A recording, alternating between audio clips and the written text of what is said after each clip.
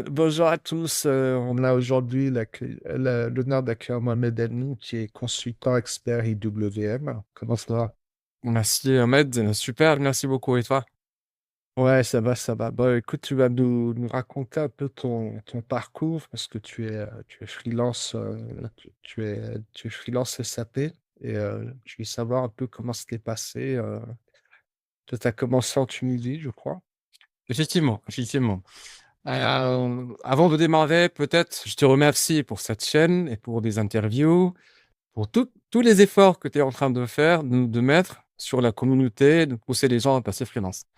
Ça m'a beaucoup inspiré. Euh, je- donc, Mohamed Amin, ingénieur en informatique industrielle et consultant à SAP-WM.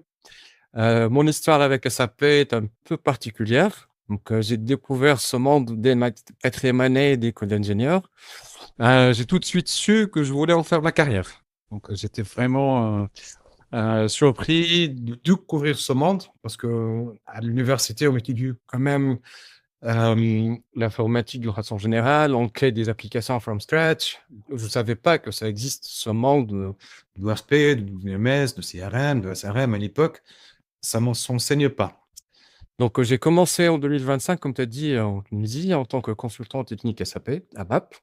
Donc, j'ai travaillé principalement sur le module MM, PP, SD, WM, chez pas mal de clients, sur pas mal d'industries, notamment de l'automotive, principalement, de la pharma aussi. J'ai aussi vite su que j'ai envie de passer de l'autre côté de l'écran. Donc, de recevoir uniquement des spécifications, faire les devs, non, ça n'était pas vraiment trop mon truc. Je voulais être assez de l'autre côté de l'écran pour savoir qu'est-ce qui se passe derrière dans la vie réelle, quoi, sur le terrain. En tout cas, Travailler comme fonctionnel, quoi, voir les besoins métiers, puis effectivement. Donc, pas mal. le plus haut, c'est de faire le petit pas de switch technico-fonctionnel. C'est beaucoup plus facile de passer directement au fonctionnel. J'ai pris le pas, donc c'était un rôle technico-fonctionnel chez un acteur de la métallurgique. J'ai pu me lancer dans le fonctionnel. J'ai travaillé sur mes soft skills, sur mes capacités de communication, de rédaction. Tu sais, tout ce qui fait d'un consultant fonctionnel un consultant fonctionnel. Et ça m'a permis surtout de vivre mon premier vrai go live sur le terrain. C'était un moment historique, je dirais. Euh, j'ai eu ce contact direct avec le shop floor, avec les opérateurs, avec les contraintes d'un shop floor et les contraintes d'un go live. Alors, quelques années après, j'ai eu ma première expérience en WM. C'était principalement, je pense, en 2019, si je ne me trompe pas, 2018-2019. Le temps passe vite déjà. Ouais. C'était une vraie montée en compétence pour moi. J'ai vite compris que WM n'est pas seulement une version améliorée de WM, mais c'est un module à part entière, beaucoup plus riche, beaucoup plus complexe. Du coup, j'ai enchaîné en mode projet, corps modèle, run-out chez un acteur de l'automobile. C'était très riche, très formateur.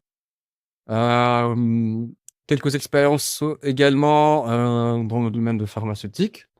Je me souviens bien d'une mission en particulier, c'était en task force, ils étaient en pleine nuitée, il y avait un départ d'un consultant clé, c'était un contexte un peu compliqué, j'ai intégré l'équipe pour aider sur cette phase, ça a été très très bien passé.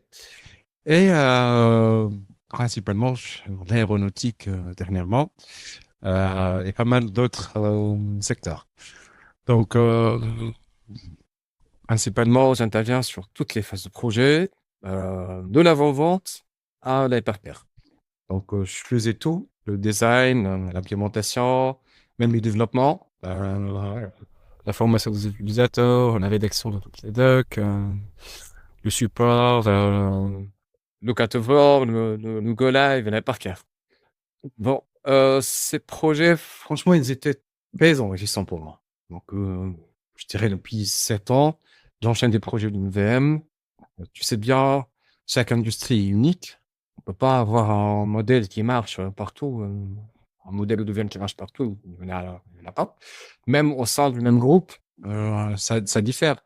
D'une division à une autre, d'un magasin à un autre, d'un entrepôt à un autre, ça diffère. Donc c'est très enrichissant. Donc à chaque workshop, chaque UET, chaque session de formation, chaque go live, c'était vraiment une expérience unique et chaque expérience m'a vraiment apporté quelque chose de différent. Donc que ce soit en termes de compétences techniques, Métier, soft skills, hard skills, même combien de temps tu t'es senti vraiment expert sur ce module? Vraiment, tu te dis, bah, je maîtrise bien le module et on va dire que soit à partir de combien de temps tu t'es dit, bah, je suis totalement autonome et je peux travailler seul sur ce module? ah, il faut cumuler de l'expérience. Donc pour moi, c'était après mon troisième projet, je disais, Ouais. je dirais mon troisième rollout. J'ai commencé à sentir cette autonomie, mais ça dépend. Chaque projet est vraiment unique. Donc, vraiment, ça dépend. Mais il faut foncer, là. Il faut pas attendre d'avoir cette idée ou cette sensation d'autonomie pour se lancer en freelance. C'est plutôt ça. Et qu'est-ce qui t'a décidé justement de passer en freelance? Il y a pas mal de raisons, mais principalement la famille, parce que je voulais avoir plus de télétravail et c'est plus facile, je dirais, de négocier du télétravail ou d'avoir un maximum de télétravail lorsqu'on est un DEP plutôt qu'on est en CDI.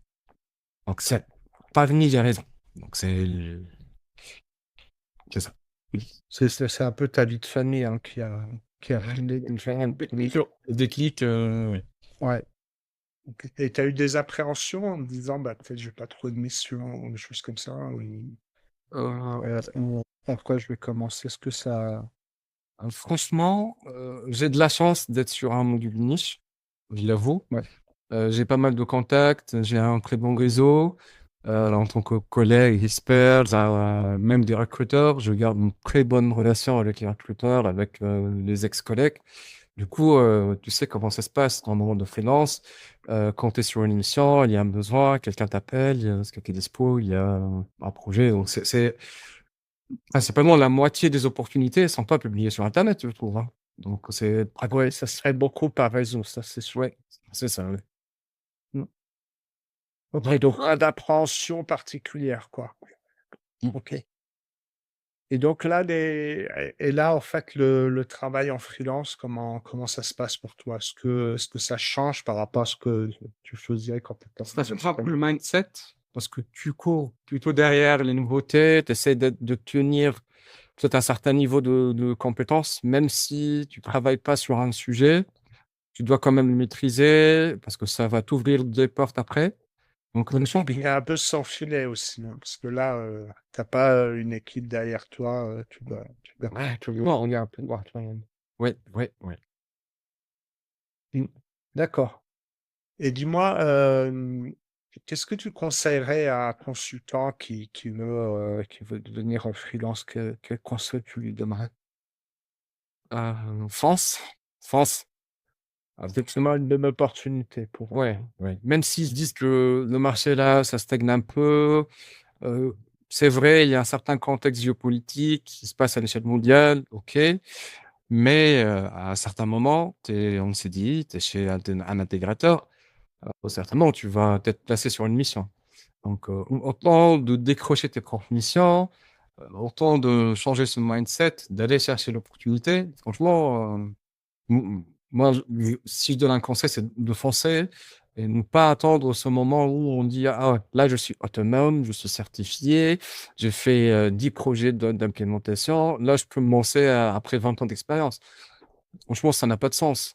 On va jamais se sentir en sécurité, en confiance totale à 1000%, sinon. Ouais. Ben, moi, j'ai rarement vu des consultants freelance qui m'ont dit ah non, j'ai regretté d'être freelance. C'est vrai. Par contre, j'ai lu beaucoup de consultants freelance qui m'ont dit j'aurais dû y aller plus tôt. Effectivement, oui. Ça, c'est vrai. Ça, c'est vrai, c'est vrai. Ok. Et alors, sur quoi est ton expertise? Quels sont tes projets plutôt? Ton expertise, on la connaît. Quels sont tes projets là, à court, moyen terme et à long terme? Est-ce que tu as des projets particuliers? À court, moyen terme, c'est plutôt de continuer à monter en compétence sur WM parce que on n'est jamais expert, hein. C'est l'un des modules les plus challengeants. Ouais. Lié directement aux opérations réelles. Donc, on n'est jamais expert, je dirais, hein. Donc, le but à court terme, c'est de continuer à travailler en freelance, de trouver des bonnes opportunités, et peut-être un moyen, à long terme, de se lancer, de créer une boîte spécialisée dans le WM. Pourquoi pas? Pour décrocher des projets, participer à des appels à Tu l'offres. penses à créer une boîte avec des salariés, tout ça? Oui, oui, pourquoi pas? Pourquoi pas? Oui. Bah, c'est bien. C'est bien, c'est bien. Alors, est-ce qu'il y a quelque chose que tu voudrais évoquer qu'on n'a pas eu le temps d'évoquer parmi tout ce qu'on s'est dit? Non, pas vraiment. Pas vraiment. Je pense qu'on a fait le tour. On a fait le tour. Ouais, ok. Bah écoute, c'était vraiment un plaisir, Mohamed Amin. C'est On a ça. bossé un peu ensemble, c'est bien de se retrouver. Ouais. Voilà. Et puis, je te souhaite bonne chance pour la suite. Merci. Merci beaucoup, Ahmed. Merci. Allez, salut. Au revoir. Salut.